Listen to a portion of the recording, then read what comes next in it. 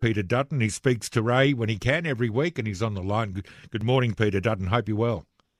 Yeah, good morning, Luke. Nice to have a chat, mate. I'm very well, thank you. Thank you. What do you make of Daniel Andrews and what we know of the Prime Minister's inquiry into COVID-19?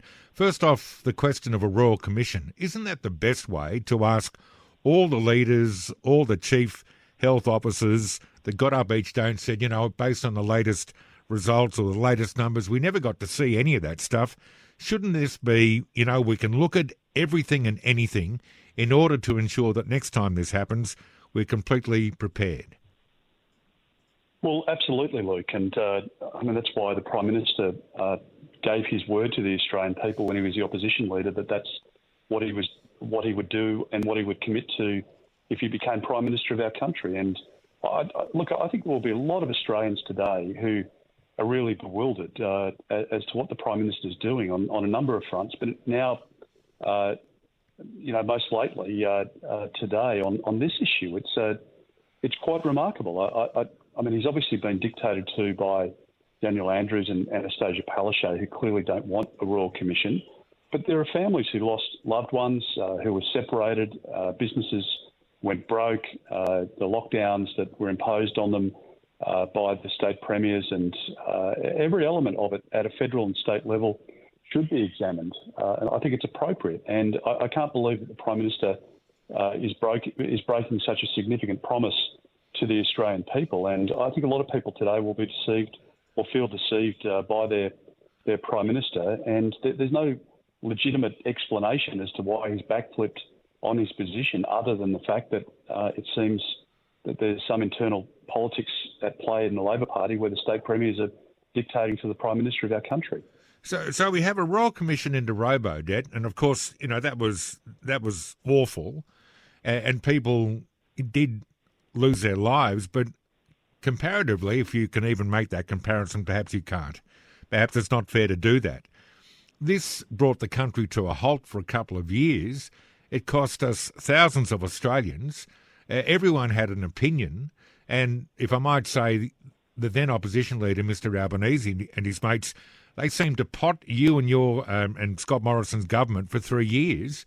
Why aren't we entitled to know, what was sent by whom, to whom, what evidence there was? When did we or did we not try to order vaccines? I think we're all adult enough, mature enough to handle a warts and all inquiry, however ugly it gets.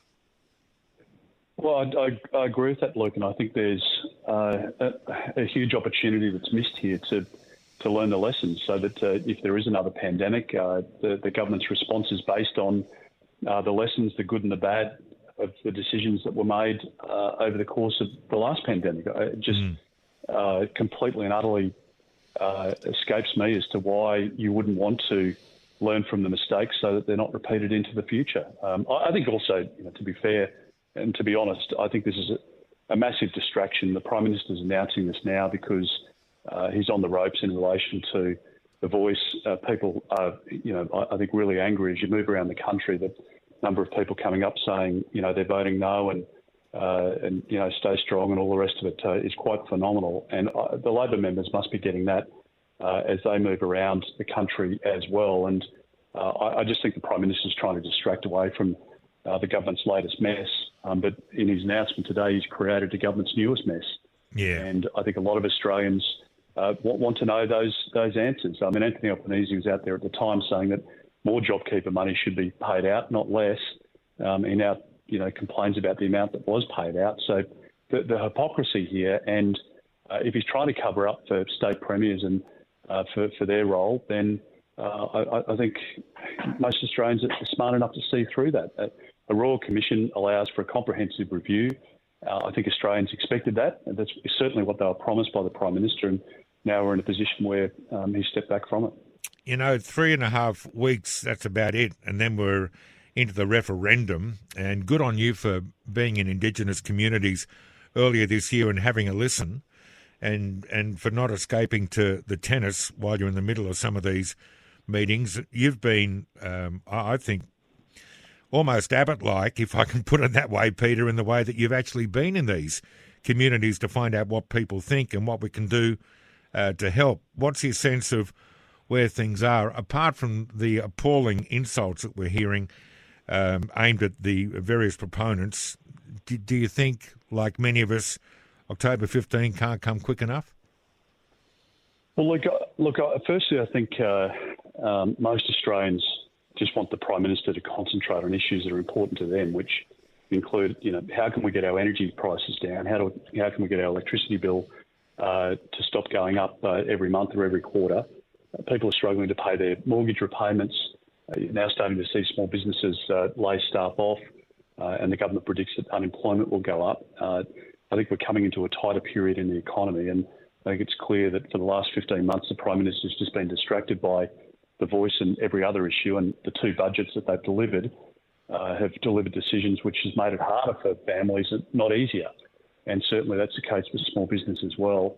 So I think there's a level of frustration in the public at the moment that so much time is being spent on the Voice. I think there's also a rising level of frustration that people, even if they're inclined to support the Voice, are looking at just the lack of detail and really amazed that it's a deliberate decision by the Prime Minister to keep the detail from the public. The design of the Voice, don't forget, starts on the 16th of October.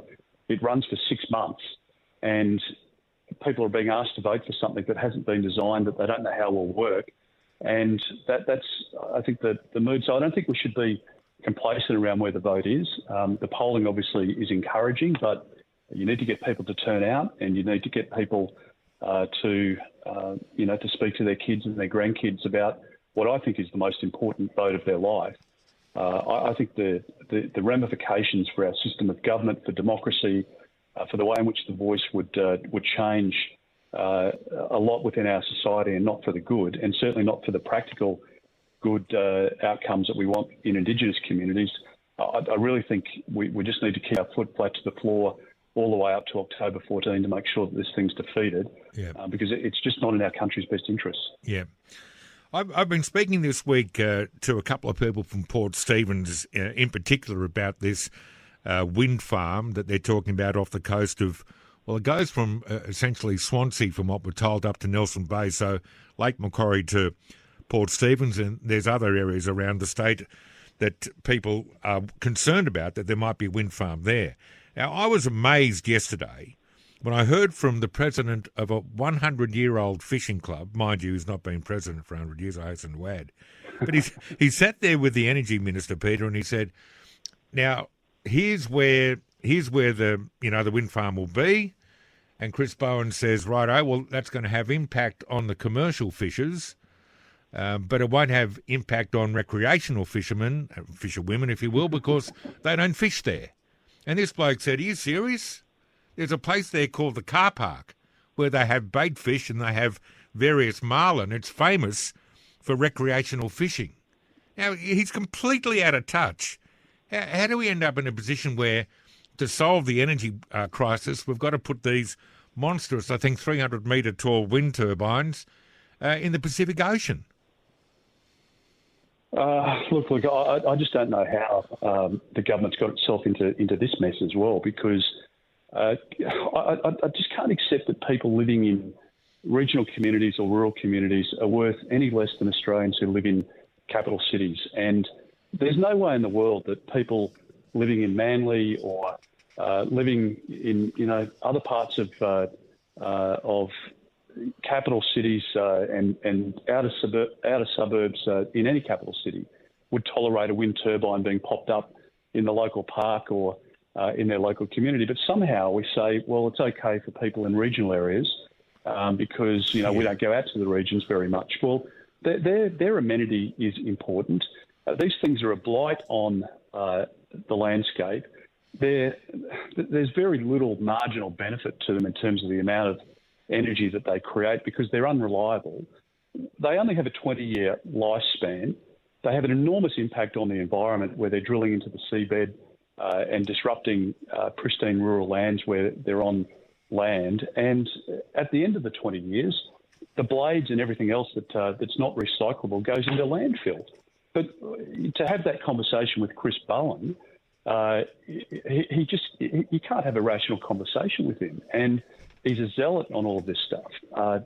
I think if people believe that their power bills have gone up a lot already, I think just wait for another 2 or 3 or 5 years' time when they double again, because they're talking about rolling out 28,000 kilometres of poles and wires to distribute the energy off these windmills. And that comes at a cost of over $100 billion. The whole plan of the Albanese government has been costed at between $1.2 and $1.5 trillion, which is all going to be passed on in electricity bills and gas bills. And they'll send businesses broke. Manufacturing will just close down and go offshore. The jobs will be taken to a place like Malaysia, and they'll just import the product back in, and there'll be no net benefit to the environment. We'll end up paying more for our goods and services, and it seems the Prime Minister and certainly Chris Bowen just have no regard for that whatsoever. Yeah.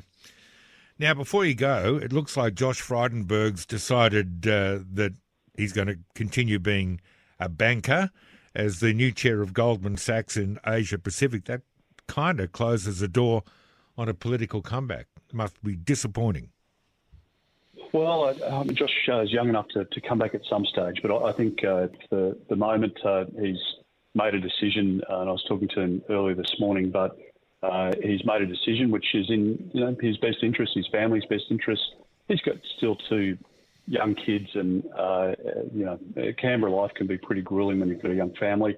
So Josh has contributed an enormous amount to our party as deputy leader, as treasurer, taking our country through a very tough time, and lots of people kept their businesses or households kept the lights on because of decisions that Josh made. So he's done a wonderful job for the party and for his family, and I wish him well in the next stage of his career, and in particular now that it'll give him some more time with Amy and the kids. So we wish him well. Good on you.